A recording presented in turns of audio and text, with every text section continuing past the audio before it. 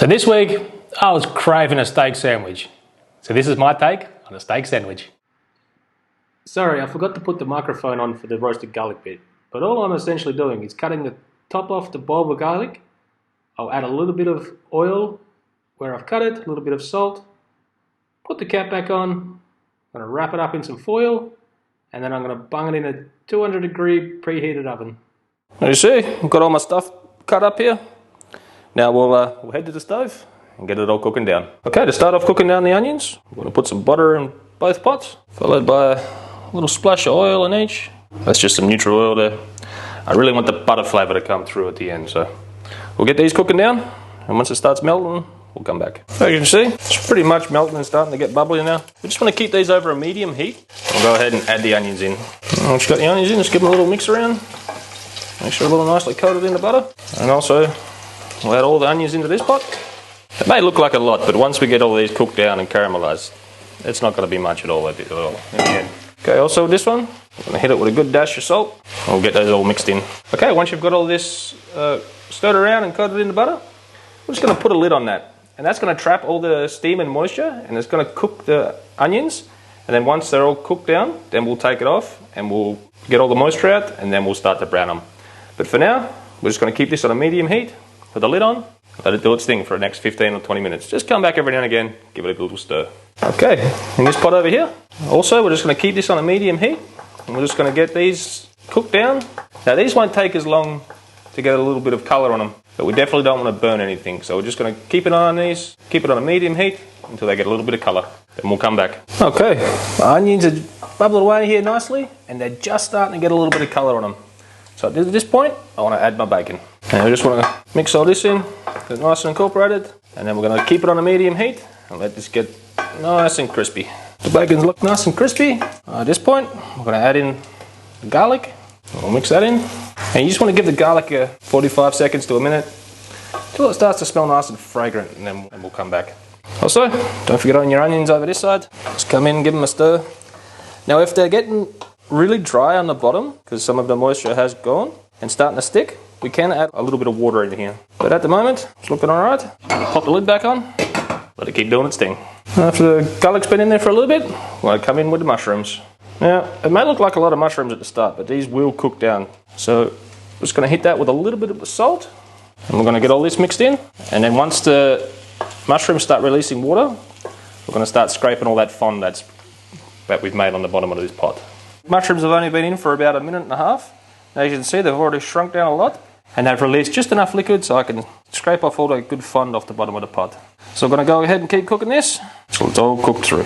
This is cooked down just to where I want it now. Now I'm going to add some liquids. Now in this, I've just got some maple syrup, some sweet soy sauce, and some whiskey. I'm just going to pour that in. Now we're just going to cook this, keep it on the medium heat until it's reduced to the consistency we're looking for. While you're just reducing your little bacon number over here to the consistency you're looking for, these should be softened up quite nicely. And now we're going to leave the lid off, and we're going to get a little bit of browning on these. So we're just going to keep a good eye on it, let all that water and steam evaporate, and once it starts browning up, it'll be good. Okay, this is reduced to the consistency I want.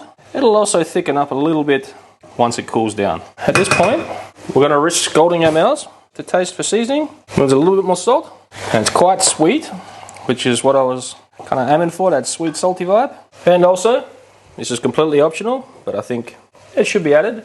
There's a little bit of MSG. So we'll pop that in, we'll give that a stir, take it off the heat, and then we'll set it aside to rest. Okay, for the onions, at this point, I'm going to add just a little bit more butter, and I'm going to turn the heat up to a medium high. And then we'll start to get a last little caramelization on these onions. Make sure you don't forget about your garlic in the oven. As I said, once you get it and you push the outside, it should be nice and soft.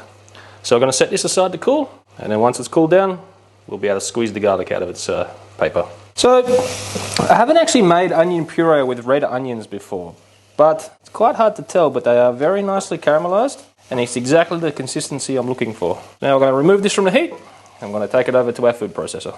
So, because I'm an idiot and I forgot to push the record button, I've already gone ahead and put them all in here and just pureed it up. So, it may not look very appetizing, but let me tell you, it tastes absolutely amazing. So I'm just going to taste it for seasoning, which is in desperate need of. So we're gonna put some salt in there, bung the lid back on, and just blend it up to incorporate the salt. Just give that a little taste to make sure. Oh my, that is absolutely amazing. So simple to make. Caramelized onions, put it in a blender, blend it up, it makes it so smooth and creamy. It is absolutely amazing. I'm also going to be making a chimichurri sauce. So I've got a whole bunch of parsley here, and I had some cilantro kicking around in the fridge, so I'm going to chuck that in as well. And also I had a bit of mint there that I picked up. I got a plant on the balcony, so I picked that as well. And also I had this half a capsicum there. So I'm going to chop all this up super fine, and we'll get it in the bowl. And once I've got it all chopped up, we'll come back. Just as another thing to note here, because I won't be blending this chimichurri or anything, I'm just going to be chopping it fine. I am removing most of the stems. Not getting too pedantic about it, but just try and get most of the big ones like that out the way. Okay, as you can see, I've got everything chopped up nice and fine. Now I'm going to put them all into my container here. So I've got parsley, the coriander, capsicum, and the mint. So to this, I'm going to add about a teaspoon of sumac. Make it a teaspoon and a half. I think that citrusy pop's going to work really well in here. So we'll just go ahead and give that a light mix up, and then we'll pour in some oil. So I was browsing through YouTube the other day, and I came across a video from That Dude Can Cook. He suggests that you don't put any of the vinegars in, or any of your citrus or anything like that, until just before you serve it, because that'll make it go a muddy brown. So I'm going to give that a try today, see if it works. So that looks about good. I'll add just a little bit of salt in now. He also suggests that you blanch it, but I couldn't be bothered getting a pot of water out and boiling it and ice and all that good stuff. So I'm not doing that. So that'll be good for now. I'm just going to pop a lid on that, stick it in the fridge, and just before we serve, we'll add some lime juice and a little bit of white wine vinegar. We've got the garlic sitting there. Just going to pop the top off. A little bit of garlic in the lid there, so I'll go ahead and squeeze that in there too. And for the main one, just going to go ahead, squeeze that whole bulb of garlic in there, in with this room temperature butter. Make sure you squeeze every last little bit of it out of it. This stuff is really tasty. If you haven't tried garlic like this yet, I advise you to. So I'll just go and clean this up and wash my hands, and then we'll get it mixed in. So along with this, I'm going to add some salt. And because I'm feeling a little frisky, we'll add a little bit of sumac in there too. Alright, then you just want to go ahead and get this all mixed in and combined. And you just want to go ahead and give it a little taste. A little bit more salt. We'll get that mixed in. And then that'll be ready to go. Okay, so I pulled the meat out of the fridge about 20-30 minutes ago while I was preheating my grill. It's looking pretty good. So I'm just going to hit them with a little bit of black pepper. Not a whole bunch, just a little bit, both sides. Okay, and now I've already got my grill preheated, as I already said before. And I'm going to be cooking these steaks to about 53 to 55 degrees Celsius internally. And once we reach that, we'll pull them off and we'll let them rest. When you've got your steak done how you want it, just take it off and let it rest.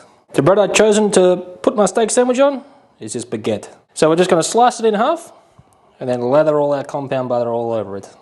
Okay, as you can see, I've liberally buttered it. Now we're just going to be toasting the inside of the bread. So we're going to go out to the grill and toast it off real quick. Okay, it's time to build the sandwich. So as you can see, I didn't toast it too much, which is I don't want it too toasted on the inside. So on the bottom bun, we're going to go down with a nice healthy dose of the onion puree. And then I've sliced up some San Marzanos here, some little ones. So we're going to put those on. Once you get your tomatoes down, don't forget just to put a little bit of salt on top of the tomatoes. On top of the tomato goes the steak. As you can see, don't be shy with the steak. This is a steak sandwich after all. Now on top of that, we're going to go on with the bacon and the mushrooms and the onion.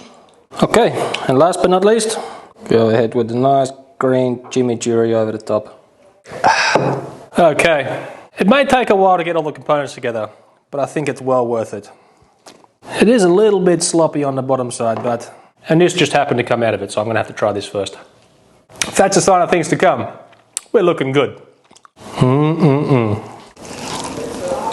I had a craving, and this is hitting the spot. I have no idea what to say, it's just really good. So, if you're craving a steak sandwich, give this version a try. You'll be pleasantly surprised.